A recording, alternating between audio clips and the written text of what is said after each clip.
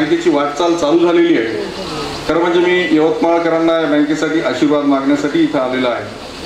मदन भाऊ म्हणाले आम्ही सगळेजण मोठ्या प्रमाणामध्ये कर्जदार आहोत आणि घरचीच बँक आलेली, आता काळजी करायचं कारण नाही. परंतु आपली संस्कृती आहे भाऊ, आपण लेकीचं कर्ज घेत नाही, आपण लेकीला देत असतो आणि तुमचा आम्ही जावई आहे, त्याच्यामुळे मला काही काळजी करायचं कारण नाही.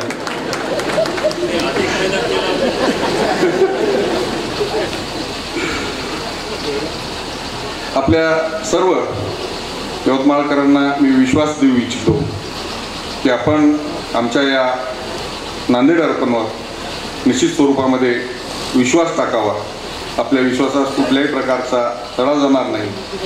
नांदेड शहरामध्ये, नांदेड जिल्ह्यामध्ये आणि महाराष्ट्रामध्येच 4 राज्यामध्ये येत्या या वर्षभरामध्ये मोठ्या प्रमाणामध्ये आमच्या नांदेड अर्बनचा विस्तार होतोय.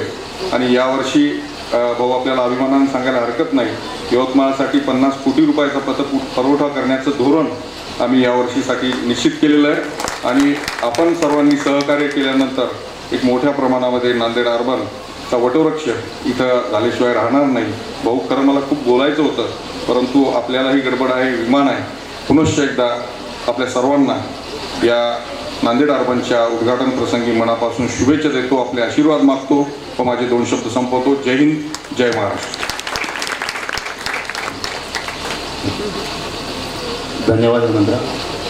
यानंतर मी आमंत्रित करतोय गोदावरी नांदेडच्या अध्यक्षा सौभाग्यवती राजेश्री हेमंत पाटील यांना.